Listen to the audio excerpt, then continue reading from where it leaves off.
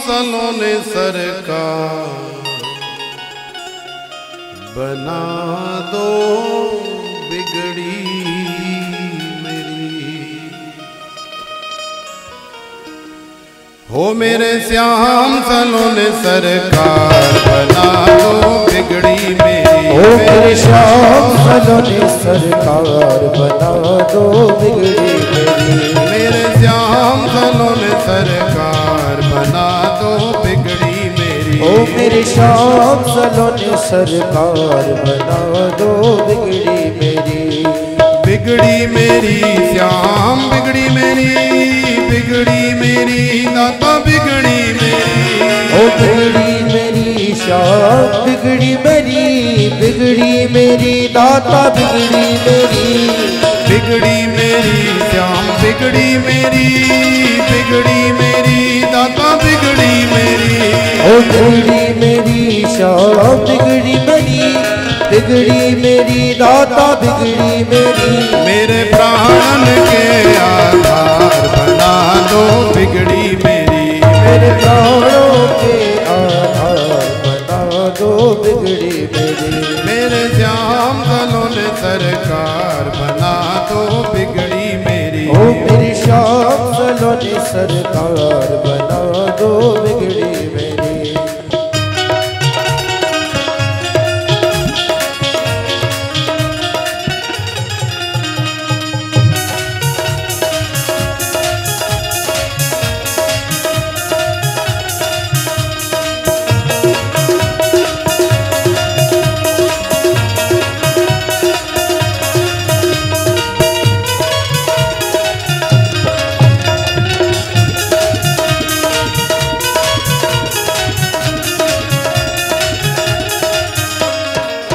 अर्जी है मेरी मर्जी तुम्हारी, वृंदावन के बांके बिहारी। ओ वृंदावन के बांके बिहारी, वृंदावन के बांके बिहारी। अर्जी है मेरी मर्जी तुम्हारी, वृंदावन के बांके बिहारी। ओ वृंदावन के बांके बिहारी, वृंदावन के बांके बिहारी। मेरे जीवन के आधार बना दो बिगड़ी मेरी। ओ मेरे जीवन के आधार बना दो बिगड़ी मेरी। मेरे श्याम सलोने सरकार बना दो बिगड़ी मेरी। ओ मेरे श्याम सलोने सरकार बना दो बिगड़ी मेरी।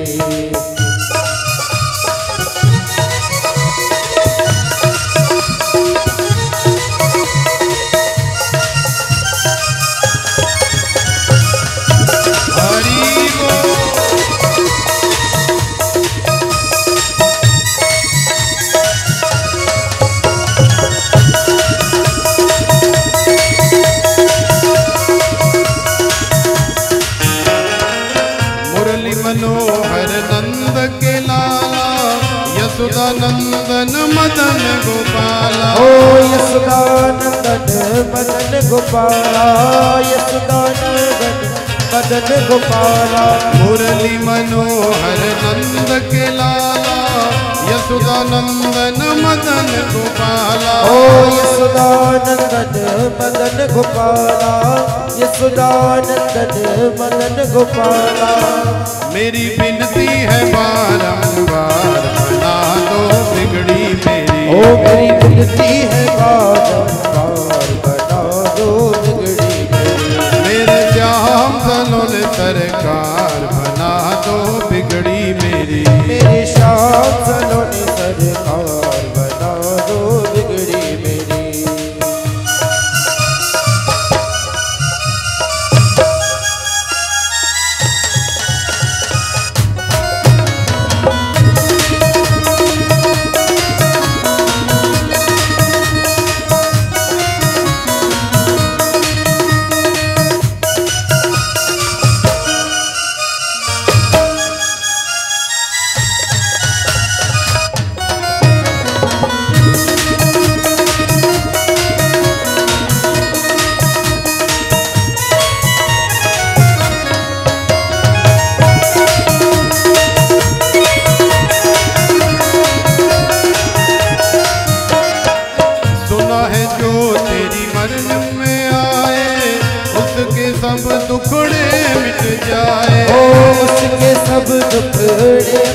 जाए, उसके सब दुखड़े मिट जाए। सुना है जो तेरी शरण में आए, उसके सब दुखड़े मिट जाए। ओ उसके सब दुखड़े मिट जाए, उसके सब दुखड़े मिट जाए। इस सेवक से नहीं प्यार, बना दो बिगड़ी मेरी। ओ इस सेवक से क्यों नहीं प्यार, बना दो बिगड़ी मेरी। मेरे श्याम सलोने सरकार, बना दो बिगड़ी मेरी। ओ मेरे श्याम सलोने सरकार, बना दो बिगड़ी मेरी। बिगड़ी मेरी श्याम बिगड़ी मेरी, बिगड़ी मेरी दाता बिगड़ी मेरी। ओ बिगड़ी मेरी श्याम बिगड़ी मेरी, बिगड़ी मेरी दाता बिगड़ी मेरी। बिगड़ी मेरी श्याम बिगड़ी मेरी, बिगड़ी मेरी दाता बिगड़ी मेरी। ओ बिगड़ी मेरी श्याम बिगड़ी मेरी, बिगड़ी मेरी दाता बिगड़ी मेरी। मेरे श्याम सलोने सरकार, बना दो बिगड़ी मेरी। मेरे श्याम सलोने सरकार, बना दो बिगड़ी मेरी। मेरे जीवन के आधार, बना दो बिगड़ी मेरी। ओ मेरे जीवन के आधार, बना दो बिगड़ी मेरी। मेरी विनती है बारंबार, बना दो बिगड़ी मेरी। ओ मेरी विनती है बारंबार, बना दो बिगड़ी मेरी। मेरे श्याम सलोने सरकार, बना दो बिगड़ी मेरी। ओ मेरे श्याम सलोने सरकार, बना दो बिगड़ी मेरी। मेरे श्याम सलोने सरकार, बना दो बिगड़ी मेरी। ओ मेरे बाके बिहारी सरकार, बना दो बिगड़ी मेरी। मेरे श्याम सलोने सरकार, बना दो।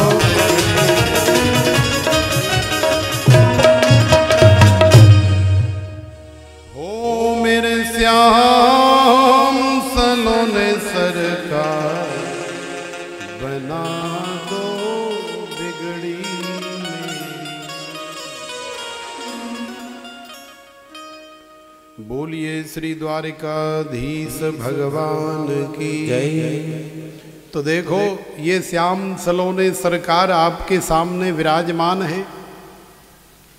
यदि आप इनसे प्रार्थना करोगे कि मेरे श्याम सलोने सरकार बना दे बिगड़ी मेरी, तो जैसे सुदामा की बिगड़ी बनाई और न जाने कितने भक्तों की द्वारिकाधीश ने, बांके बिहारी ने बिगड़ी बनाई, श्याम सुंदर ने बिगड़ी बनाई, तो आपकी बिगड़ी भी 100% गारंटी के साथ बनेगी। लेकिन हृदय से आपको कहना पड़ेगा, सच्चे भाव के साथ में आपको इन्हें बताना पड़ेगा। श्री सुखदेव जी महाराज ने परम पावन श्री सुदामा जी का चरित्र श्रवण कराया। श्री सुदामा जी के चरित्र को सुन करके हृदय गदगद हो गया राजा परीक्षित का। हम सब लोगों का भी हृदय गदगद हो गया, चूंकि आज मुक्ति का दिवस है, आज सप्तम दिवस है, आज राजा परीक्षित भी मुक्त हो रहे हैं और आप भी मुक्त हो जाएंगे, हम भी मुक्त हो जाएंगे। सब लोग मुक्ति ही तो चाहिए सभी को। भाई कौन नहीं चाहता मुक्त होना। यहाँ ऐसे कितने लोग हैं जो चाहते हैं कि निरंतर कथा चलती रहे और हम यहाँ बैठे रहे। पहले वो हाथ खड़े करें। तो तुम्हारा मतलब ये है कि मतलब तुम यहाँ से जाना नहीं चाहते हो? क्यों, कोई कब्जा फब्जा करने का विचार है क्या?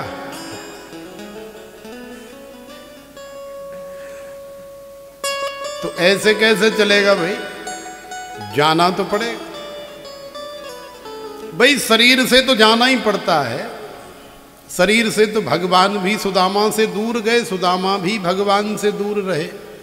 शरीर से तो ब्रजवासी ब्रजांगनाएं ग्वाल बाल सभी से भगवान दूर गए, लेकिन मन से कभी दूर नहीं गए।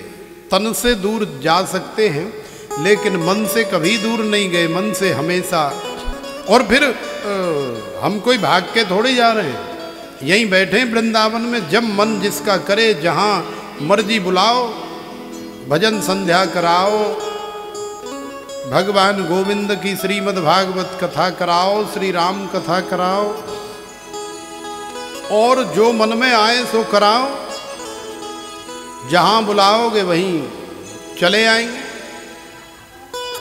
तो तन से थोड़ी देर के लिए वैसे भी दूरी आवश्यक है, क्योंकि जब किसी से कोई बालिका किसी बालक से प्रेम करती है और 4 साल जो है केवल फोन के ऊपर ही प्रेम चलता है और अभी तक कोई काउते मिले ना है, ऐसे समझ लो। एक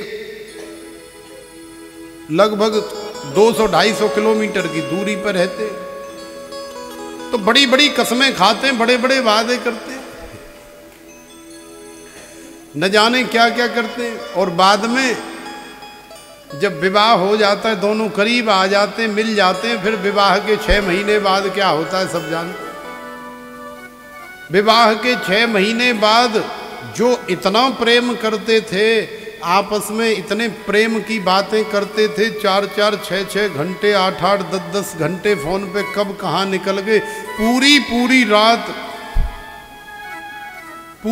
रात बात करते करते निकल गई, पता ही नहीं लगा।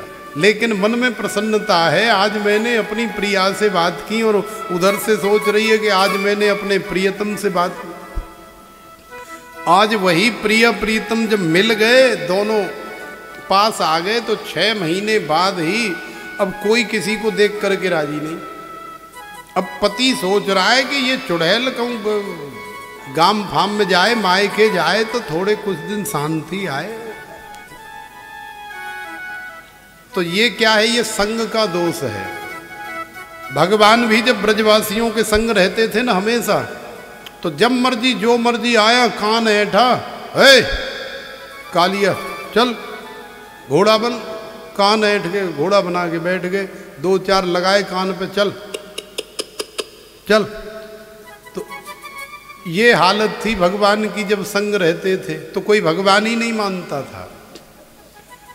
और जब दूर चले गए तो वही ब्रजवासी, वही ब्रजांगना, वही ग्वाल बाल अब इतना प्रेम करते हैं, इतना याद करते हैं। तो प्रेम को सदा सर्वदा बनाए रखने के लिए दूरी अति आवश्यक है, ये भी भगवान ने सिखाया। थोड़ा दूर रहेंगे, कभी कभी मिलते रहेंगे, तो आनंद रस बरसता रहेगा, जीवन भर संबंध बड़े प्रेम का बना रहेगा। प्रेम का संबंध बना रहना चाहिए। और संसार में, व्यवहार में तो सब स्वार्थ के संबंध होते हैं, इसलिए संसार का, स्वार्थ का, व्यवहार का संबंध नहीं बनाना चाहिए, प्रेम का संबंध रहना चाहिए। इसलिए दूर तो जाना ही पड़ेगा शरीर से, लेकिन प्रेम का, मन का संबंध आप श्रीधाम वृंदावन के साथ में बनाओ। हमारे साथ भी प्रेम का संबंध बनाओ, तो हम भी आपके संबंध को आगे लेकर के जाएंगे बांके बिहारी के पास, उनके चरणों में। तो देखो, ऐसी अद्भुत श्रीमद् भागवत की कथा हम सब लोगों ने श्रवण की।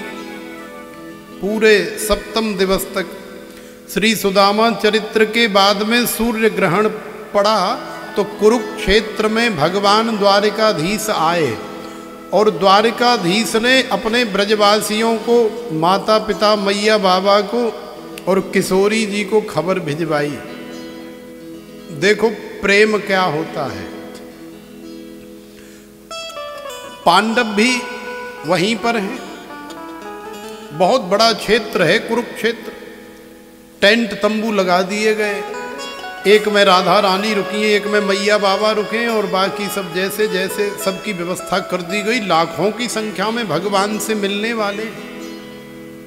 तो भगवान जिस तंबू में रुके हैं, उस तंबू में अर्जुन भगवान की सेवा में रहता है, क्योंकि अर्जुन जो है भगवान का प्रिय सखा है और भगवान का इशारा समझता है, इसलिए भगवान की सेवा में अर्जुन रहता है। तो देखो, शाम को भोजन के बाद में प्रेम क्या होता है, अंतर आत्मा का कनेक्शन क्या होता है, ये हम आपको बताने का प्रयास कर रहे हैं। ध्यान दे करके सुनो।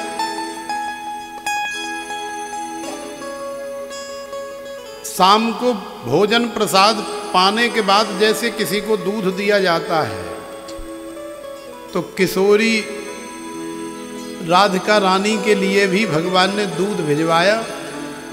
बोले भैया वो बरसाने वाली आई हैं, उनको जरा दूध दे आना।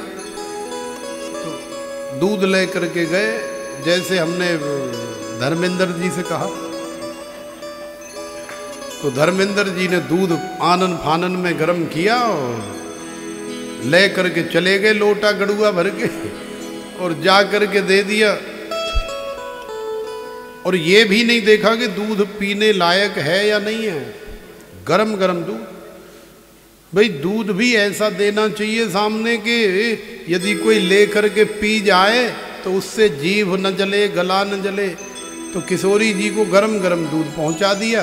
किशोरी जी ने समझा कि दूध है, पीने की चीज़ है, दूध पीने लायक होगा, तो पकड़ा, तो 2-4 घूंट मारे तो थोड़ा गर्म था। किशोरी जी की जिह्वा भी थोड़ी सी जली, अंदर गया तो हृदय में भी थोड़ी जलन हुई।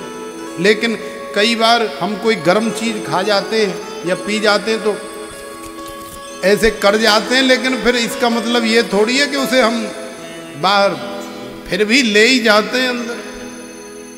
तो किशोरी जी ले गई, लेकिन प्रेम का संबंध जहां होता है,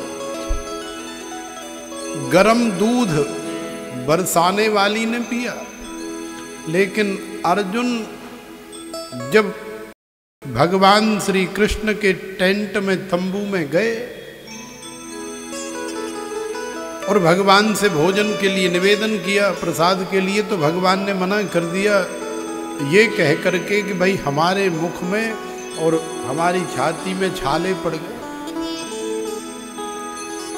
तो जहां प्रेम का संबंध होता है वहां बताना नहीं पड़ता है दूसरे के हृदय की वेदना को, वो सुखी है कि दुखी है, कैसा है, क्या है, वो अनुभूत हो जाता है, समझ लिया जाता है। तो ऐसा नहीं है कि भगवान इनसे दूर रहे शरीर से तो राधा रानी के हृदय की वेदना को समझते नहीं, वो जानते हैं, वो एक एक पल की खबर रखते हैं। उद्धव को भी जब भेजा था भगवान ने तो यही सब कराने के लिए तो भेजा था कि ये ज़्यादा ज्ञानी बनता है, ज़्यादा पढ़ा लिखा बनता है, इसके अंदर थोड़ा सा प्रेम का पुट लग जाएगा तो इसका ज्ञान ठीक हो जाएगा। और जब प्रेम का पुट लग गया, 2 घंटे की कह करके उद्धव गए थे कि अभी मैं 2 घंटे में जा करके सबकी खबर ला करके आपको देता हूँ, आप क्यों परेशान हो रहे हो, क्यों रो रहे हो। तो 2 घंटे की कह करके गए, लेकिन 6 महीने कब निकल गए प्रेम के सरोवर में, ऐसे गोता मारते रहे, पता ही नहीं लगा। तो प्रेम तो ऐसी चीज है, और अब प्रेम का पुट लगा तो अब उद्धव आए और अब कन्हैया को ही डांट रहे हैं मथुरा में आकर के कि लाला तूने अच्छा नहीं किया। हे द्वारिकाधीश, हे श्री कृष्ण, हे रमण बिहारी, बांके बिहारी, तूने अच्छा नहीं किया। बोले क्या अच्छा नहीं किया? बोले लाला तेरी मैया तेरे से कितना प्रेम करती है, मैं अनुभव करके आया हूं। निरंतर सारे ब्रजवासी, सारी ब्रजांगनाएं, सारे ग्वाल बाल, मैया बाबा सब प्रेमाश्रुओं से रोते ही रहते हैं तेरी याद में, और तू कितना पत्थर है, तू कितना निष्ठुर है। उन्हें परसों कह करके चला आया कि मैया मैं आज जा रहा हूं, कल काम करूंगा और परसों वापस आऊंगा। सारे ब्रजवासियों को ये आश्वासन दे करके आया, लेकिन तू आज तक ब्रजभूमि में वापस नहीं गया। परसों की कह करके वर्षों व्यतीत हो गए, लाला तूने ऐसा क्यों किया? अब उद्धव भी जो ज्ञानी बनते थे ना, उनका ज्ञान साइड में हो गया और उनके अंदर भी प्रेम का समुद्र उत्पन्न हो गया। ज्ञान बजाई डुगडुगी, प्रेम बजायो ढोल। तो ज्ञान तो बहुत छोटा हो गया, डुगडुगी जैसा हो गया, और प्रेम का पूरा ढोल बज रहा है उद्धव के जीवन में। तो ऐसा होता है आपसी प्रेम। प्रेम हमेशा बना रहना चाहिए। तो भगवान ने उद्धव से कहा, अरे उद्धव तू पागल है, तू बावरा हो गया, ऐसे कैसे हो सकता है कि कोई मुझे प्रेम करे और मैं उससे दूर रह सकूं? संभव ही नहीं है। तो बोले तुम तो इतने वर्षों से गए नहीं। तो बोले 1 सेकंड के लिए आंखें बंद करो। उद्धव ने जैसे ही ऐसे आंखें बंद करी, बोले आंखें खोलो। आंखें खोल करके देखा तो बहुत बड़ा क्षेत्र है जिसमें संपूर्ण ब्रजवासी मैया बाबा की गोद में लाला बैठे हैं और सारे ब्रजवासी लाखों की संख्या में ब्रजांगनाएं सब बैठे, सबके मध्य में श्री कृष्ण है। माने उद्धव को ये दिखाया कि देख मैं इनसे अलग नहीं हूं, मैं तो हमेशा इनकी गोद में रहता हूं। अब भौतिक दृष्टि से कोई देखने का प्रयास करे तो भगवान कहीं भौतिक दृष्टि से दिखते हैं? भौतिक दृष्टि से संसार में कभी भगवान किसी को नहीं दिखे, तो तुझे कैसे दिख जाएंगे? अर्जुन ने भी भगवान को देखा तो दिव्यम ददामि ते चक्षुः पश्य मे योगमयी स्वरम। अर्जुन को भी भगवान ने दिव्य चक्षु प्रदान किए। ये पंच रचित जो शरीर है, इससे भगवान का दर्शन नहीं होता है। उसके लिए दिव्य चक्षु और दिव्य शरीर चाहिए। वो भगवान ही प्रदान करते हैं जब उन्हें दर्शन देना होता है। तो संसार की दृष्टि से मत देखो भगवान को, वृंदावन को। यहाँ अलौकिक अद्भुत दृष्टि से देखो तो तुम्हें बांके बिहारी का भी अनुभव होगा और श्रीधाम वृंदावन में एक अलग ही वृंदावन का दर्शन होगा। श्री सुखदेव जी महाराज कह रहे हैं कि हे राजन, ऐसा होता है प्रेम का संबंध। किशोरी श्री राधिका रानी ने गर्म दूध पिया और छाले कन्हैया के हृदय में पड़ रहे हैं। जीभ कन्हैया की जल रही है, कष्ट कन्हैया को हो रहा है। अर्जुन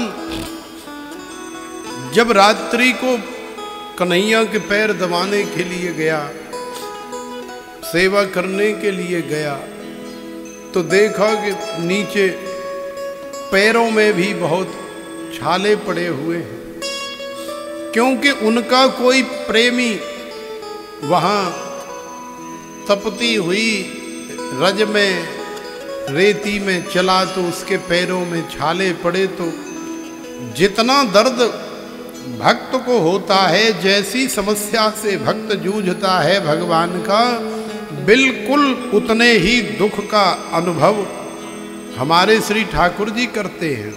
इसीलिए इन्होंने प्रतिज्ञा की है।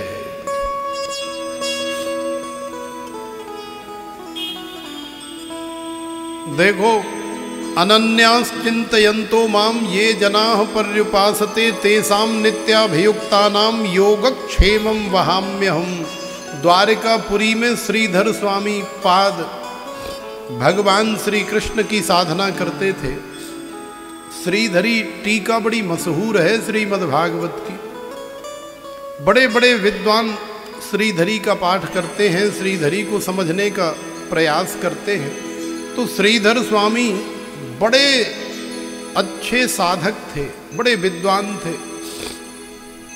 तो श्रीधरी की टीका हो रही थी तो उसमें ये श्लोक आया, गीता जी पर टीका कर रहे थे।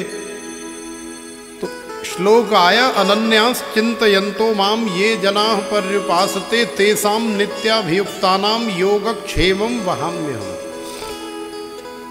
माने जो अनन्यता से मेरा चिंतन करता है, मेरा भजन करता है, मेरी पाठ पूजा करता है, तो मैं भी उसका ध्यान रखता हूँ, मैं भी बिल्कुल वैसे ही उसे भजता हूँ। ये यथा माम प्रपद्यन्ते तांस्तथैव भजाम्यहम् मम वर्तमान वर्तन्ते मनुष्या पार्थ सर्वशः। मैं भी बिल्कुल वैसे ही बन जाता हूँ। तो श्रीधर स्वामी जी ने सोचा कि इसमें तो भगवान ने गलत लिखा। माने योगक्षेमम वहाम्यहम। अरे भगवान को योगक्षेम वहन करने की क्या आवश्यकता है? भगवान के पास इतने सारे देवी देवताएं, ये सब हरामखोरी करने के लिए बैठे हुए हैं क्या? भाई भगवान तो भगवान है, भगवान को तो सुंदर सिंहासन पर बिठा देना चाहिए और देवी देवताओं को काम देखने चाहिए भगवान के भक्तों के। किसके पास क्या कमी है, किसने कितनी साधना करी, किसने कितनी भक्ति करी, क्या किया, उसके हिसाब से फल जो है देवी देवताओं को देना चाहिए।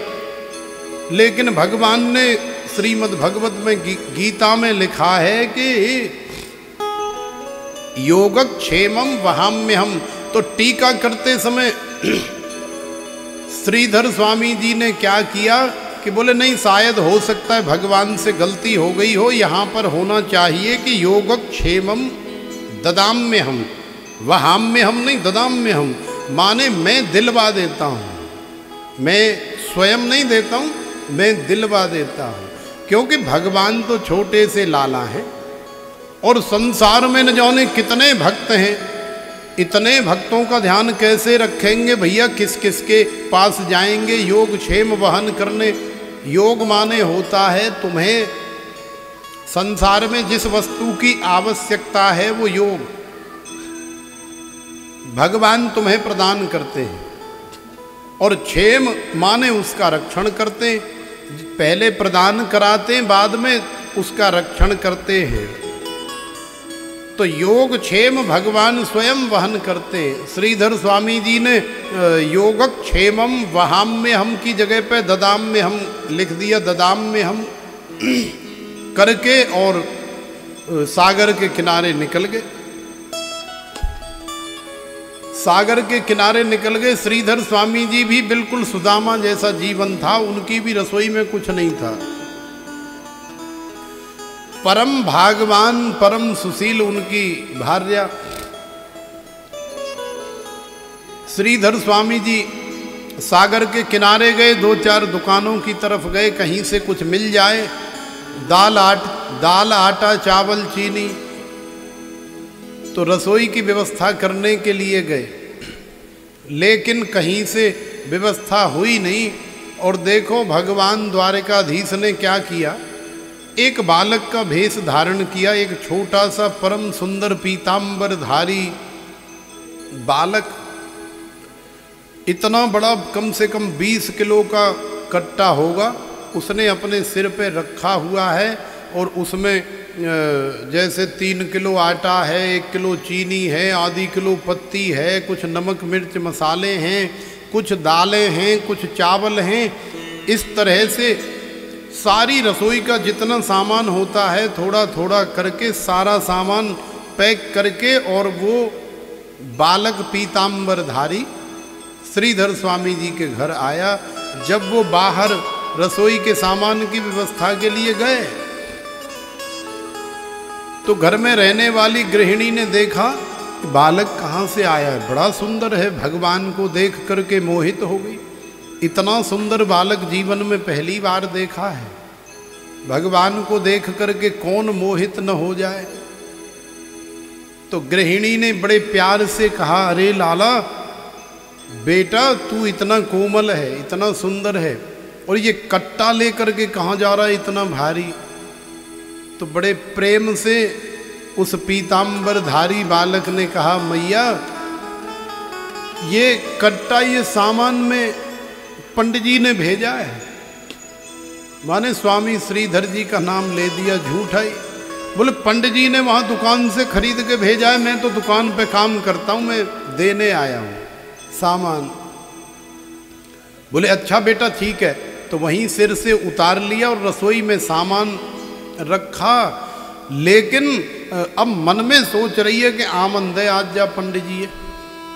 अरे वैसे तो ये बड़े भगत बनते हैं, वैसे तो भगवान की बड़ी पाठ पूजा करते हैं, देखो तो सही कितना सुंदर कितना कोमल बालक था, उसके सिर पे लाद दिया 20 किलो वजन। इनको शर्म नहीं आई, हया नहीं है, इनके अंदर कोई दया धर्म नहीं है।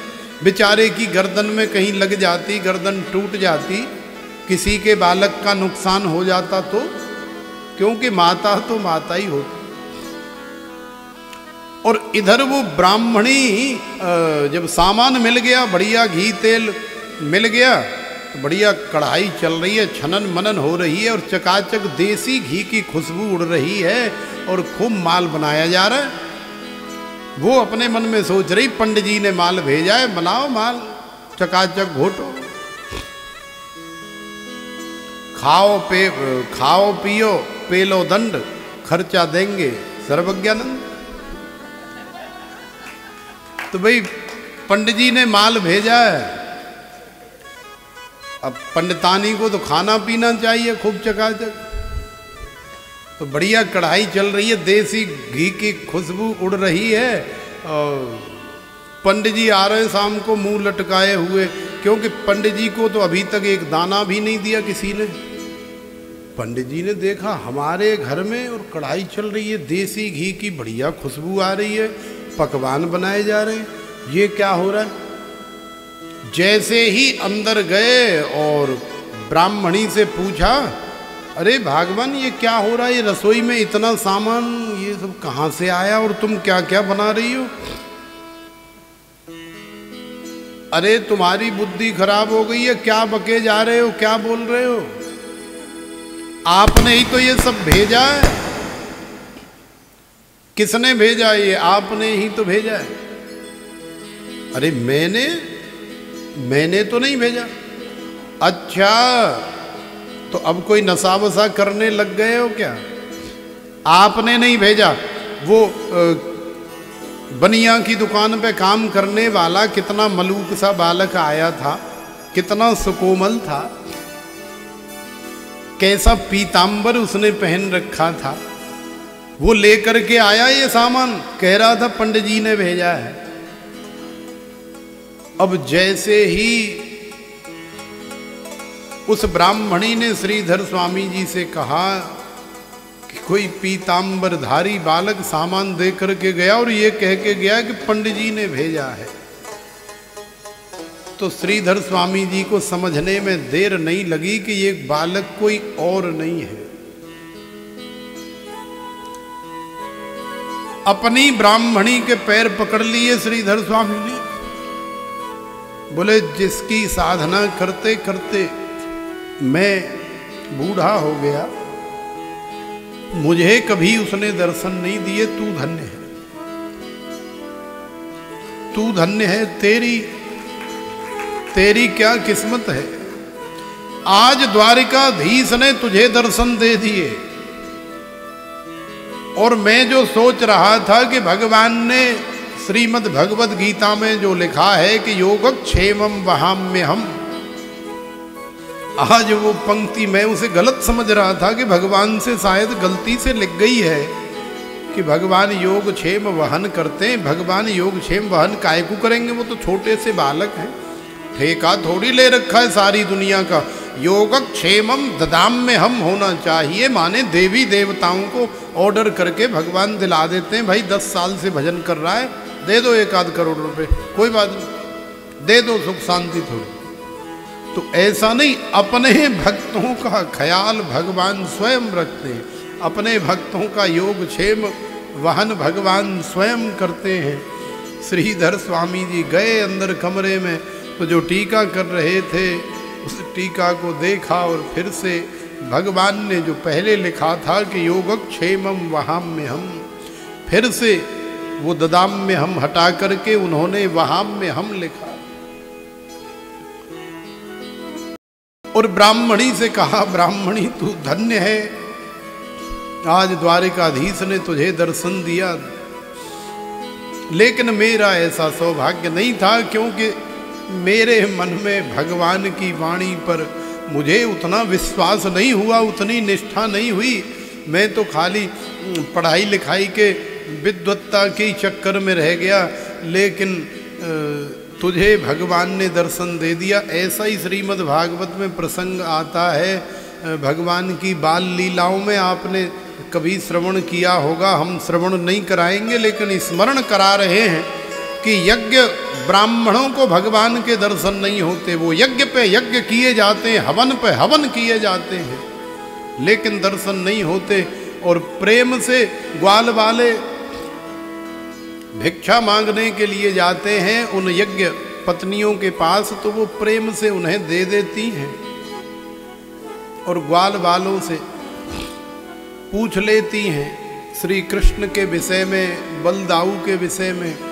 जब पता लगता है कि गौएं चराने के लिए हमारे आसपास ही आए हैं, तो उनके दर्शन के लिए भी यज्ञ पत्नियां चली जाती हैं, तो उन्हें श्री ठाकुर जी बड़े प्रेम से उनकी गोद में बैठ करके दर्शन देते हैं। वो भी एक मां का वात्सल्य प्रदान करती है। लेकिन जो पंडित, जो अपने आप को बहुत बड़े विद्वान, बहुत बड़े कर्मकांडी समझते हैं, उन्हें कभी भगवान की अनुभूति नहीं हुई। और जो उनके साथ रहने वाली हैं, क्योंकि भगवान को पाने के लिए तुम्हारा हृदय पवित्र होना चाहिए, हृदय के अंदर कोई छल कपट दंभ पाखंड नहीं होना चाहिए। सुदामा के हृदय में कुछ भी नहीं है, तो सुदामा को भगवान की प्राप्ति हो गई।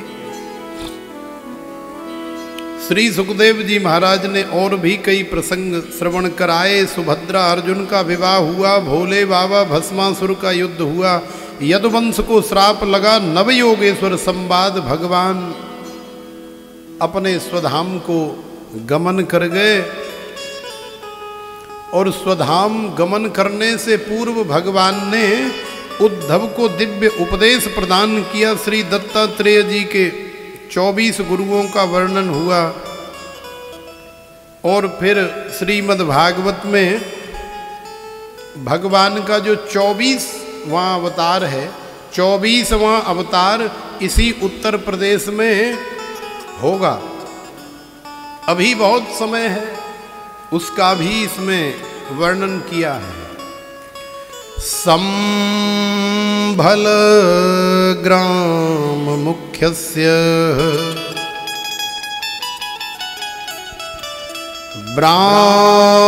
ब्राह्मणस्य महात्मनः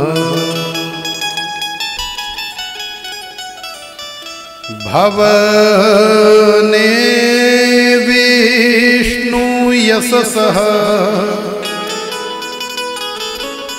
कल्की प्रादुर्भविष्यति त्वं तु राजन् मरिष्यति पशु बुद्धि इमां जहि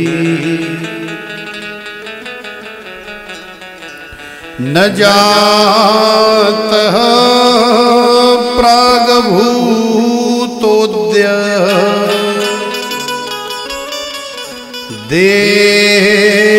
देहवत्वं न नङ्क्षसि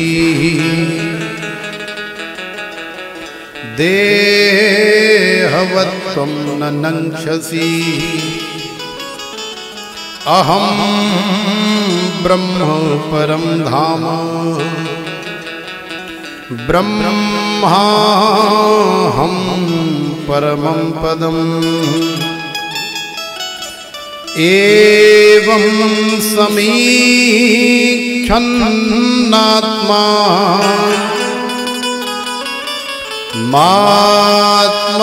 मात्मन्याधाय निष्कले मात्मन्याधाय निष्कले। श्री सुखदेव जी महाराज कह रहे हैं, हे राजन, संभल ग्राम मुख्यस्य, उत्तर प्रदेश के मुरादाबाद जिले में संभल नाम की तहसील है, अभी भी है एक संभल।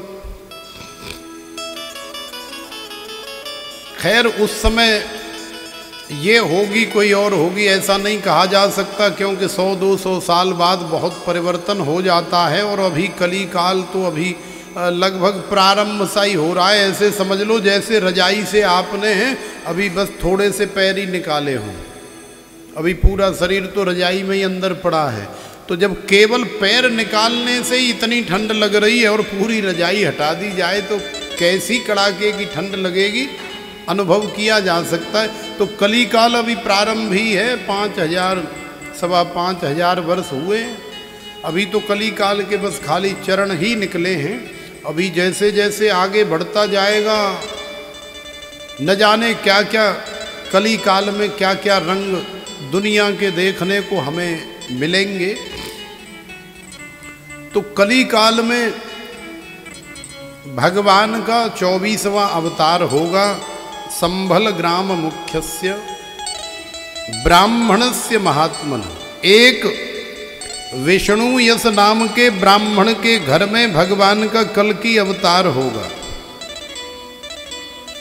और फिर भगवान दुष्टों का संहार करेंगे, अपने भक्तों का उद्धार करेंगे, कल्याण करेंगे।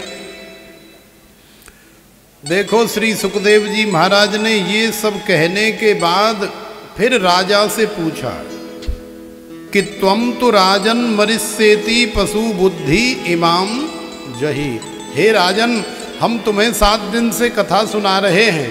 अब हम तुमसे पूछना चाहते हैं कि तुम हमारी कथा से संतुष्ट हो कि नहीं?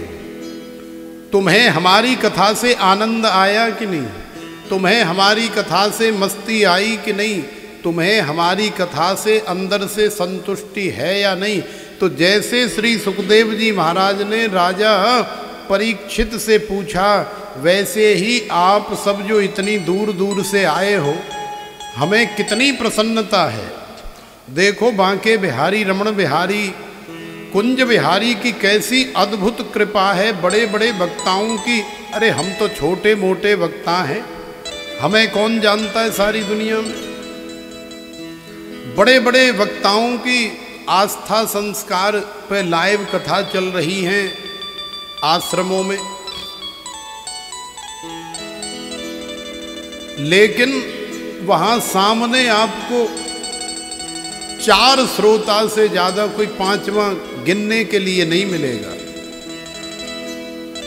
लेकिन बांके बिहारी की कैसी कृपा रही, इस ऐसे काल में भी पूरे 7 दिन आश्रम में कहीं कोई ऐसी जगह नहीं बची मंगल भवन में कि जहाँ कोई जगह खाली हो, कोई आ जाए तो भैया उसको भी दे दो।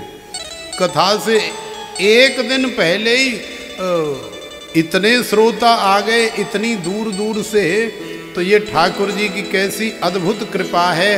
अन्यथा इतने श्रोता पूरे वृंदावन में किसी को कहीं नहीं मिल रहे। इनसे आधे भी नहीं मिल रहे, चौथाई के भी नहीं मिल रहे। गिनती के बस केवल 4 लोग मिलेंगे, कैमरा सामने लगा होगा। इसके अलावा व्यास जी और संगीतज्ञ ब्राह्मण बस। लेकिन इतने श्रोता हमें मिले, ये हमारा कैसा सौभाग्य। हमें तो ऐसा लगा ही नहीं कि हम कोरोना काल में कथा कर रहे हैं। हमें तो ऐसा लगा जैसे हम सदा सर्वदा नॉर्मल टाइम में जैसे कथा करते हैं। हमने सोचा भी नहीं था, सपने में भी नहीं सोचा था कि ऐसा होगा।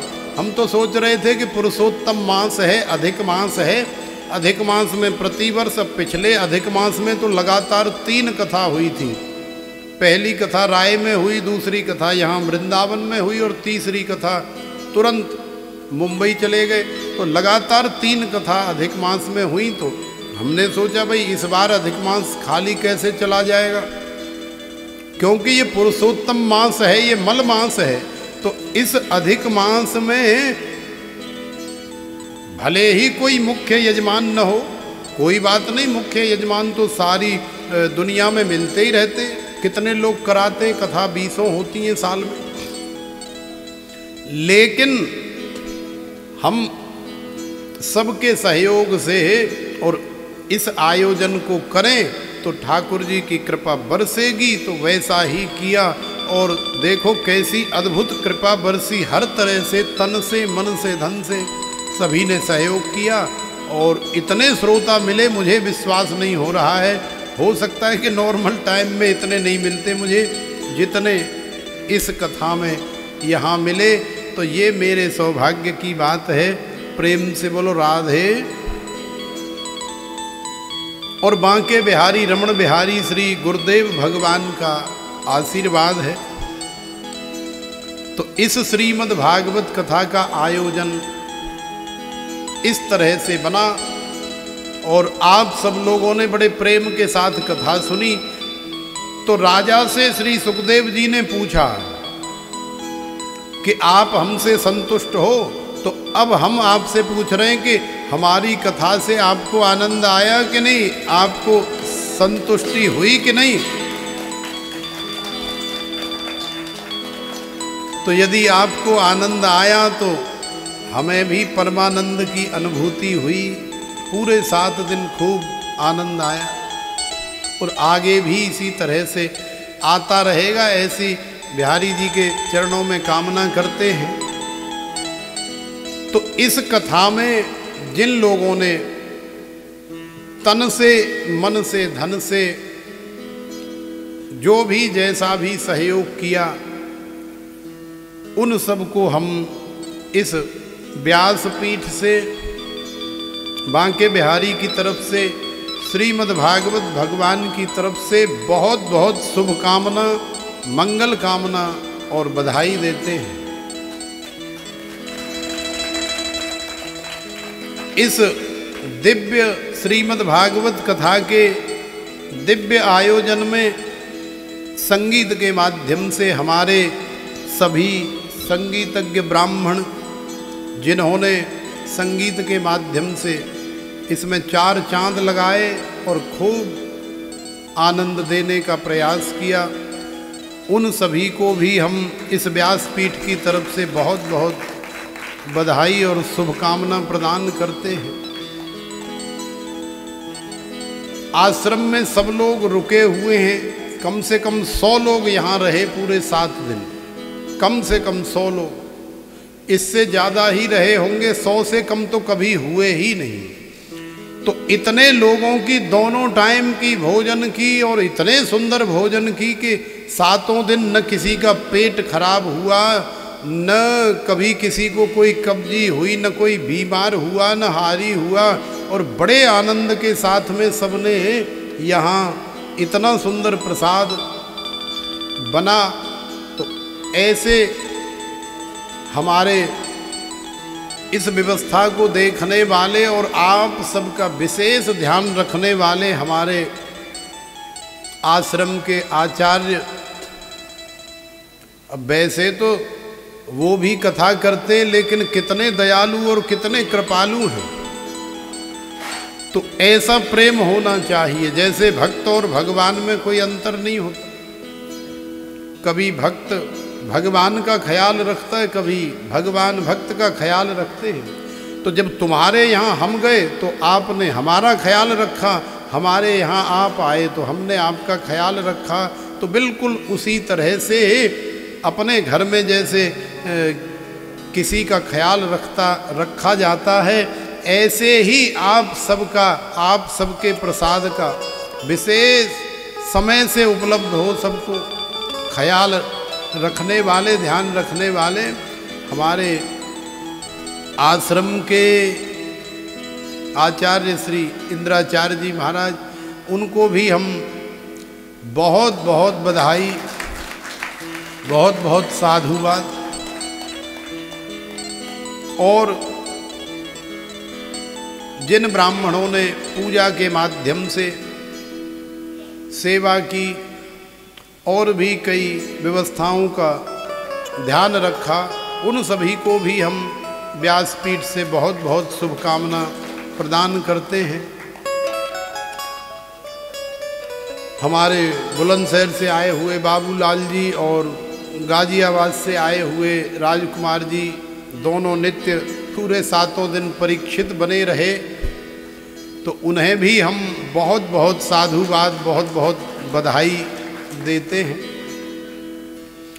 और भी जिसने, हमारे मीडिया वाले, जिन्होंने इस संपूर्ण आयोजन को इतने सुंदर ढंग से कवर किया कि अभी तो सारा माल हमारे पास रखा हुआ है। अभी तो खाली वो चटनी सी चटाई गई है आपको कथा की, बस एक आध भजन डलता है, रोज इतना समय मिलता ही नहीं है। तो अब कथा के बाद जब फ्री हो जाएंगे तो आराम से छोड़ देंगे। तो जैसे जैसे वो कथा अपलोड होगी वैसे वैसे आप सभी को देखने को मिलेगी। और आज जिन लोगों को घर जा कर के यूट्यूब पर देखनी है कथा, फेसबुक में देखनी है कथा, वो कार्ड ले लेना आश्रम का, उसमें लिखा हुआ है सब। तो उसके माध्यम से केवल नंबर डाल के भी सर्च करेंगे तो आ जाएगी। तो जिन्होंने पूरे 7 दिन बड़ी तत्परता के साथ में ये कथा का प्रसारण किया, इस कथा की रिकॉर्डिंग की, ऐसे हमारे बच्चू भैया हमारे बड़े प्रिय हैं। तो उन्हें भी हम व्यासपीठ से बहुत बहुत शुभकामना बधाई प्रदान करते हैं। हमारे साउंड वाले जिन्होंने साउंड के माध्यम से हमारी इस आवाज़ को आपके कानों तक पहुंचाया, जिन्होंने हर तरह से सबको झेलते हुए, हमको झेलते हुए, हमारे संगीतज्ञों को झेलते हुए, और बिल्कुल तटस्थ, जैसे ड्राइवर होता है ना, यात्री जो है कितना भी कोई उछल कूद करे लेकिन वो अपनी बिल्कुल नज़र जो है ड्राइविंग पर देता है, क्योंकि ड्राइविंग का बैलेंस बिगड़ेगा तो फिर गाड़ी पलटेगी और उसमें सब मरेंगे। इसलिए ड्राइवर जो है वो चाहे बच्चा रोए, चाहे कोई बस में कबड्डी खेले, चाहे कोई लड़ाई करे, वो अपनी स्टीयरिंग पे ध्यान देता है। तो इस तरह से इस साउंड के माध्यम से उन्होंने हम सब की बहुत सेवा की। तो उन्हें, संजय भाई को हम बहुत बहुत शुभकामना व्यासपीठ से प्रदान करते हैं। और भी हमारे दिमाग से कोई रह रहा हो जिसने तन मन धन किसी भी प्रकार से सहयोग किया हो, उन्हें भी हम इस व्यासपीठ से बहुत बहुत बधाई, बहुत बहुत शुभकामना। और आप सब लोगों के लिए तो विशेष शुभकामना है, क्योंकि यदि आप नहीं होते तो हम खाली भगवान को कथा सुनाते। आप इतनी दूर दूर से आए और कथा सुनी, हमारा भी उत्साह बढ़ाया। हमारे ठाकुर जी के साथ साथ आपने कथा सुनी तो हमारे गोपाल जी को भी बहुत अच्छा लगा, और उन्होंने ही आपको बुलाया, हमने नहीं बुलाया। हमने तो किसी से नहीं कहा कि आपको आना है, केवल सूचना दी कुछ लोगों को, भैया कथा हो रही है, यदि संभव हो तो आना, और यदि संभव नहीं हो तो कोई बात नहीं, आपको घर बैठे ही जो कथा की रिकॉर्डिंग होगी वो सुनने को मिलेगी। लेकिन फिर भी आप लोग हिम्मत करके आए, तो ये हमने नहीं बुलाया, ये तो बांके बिहारी, रमण बिहारी ने, रास बिहारी ने आपको ज़बरदस्ती खींच लिया, बुला लिया। और पूरे 7 दिन यहाँ ऐसे दिव्य रस का वर्षण हुआ जिसकी कल्पना हम नहीं कर सकते। तो आइए अब हम लोग श्रीमद् भागवत का अंतिम श्लोक सब उच्चारण करेंगे। पहले हम बोलेंगे, पीछे आप लोग रिपीट करेंगे, उसके बाद श्रीमद् भागवत भगवान की आरती करेंगे। भगवान अनंत हैं, भगवान गोविंद की कथा अनंत है, तो ये कभी पूरी नहीं होगी, ये तो अहरनिश चलती रहेगी, अनादि काल से चल रही है, चलती रहे।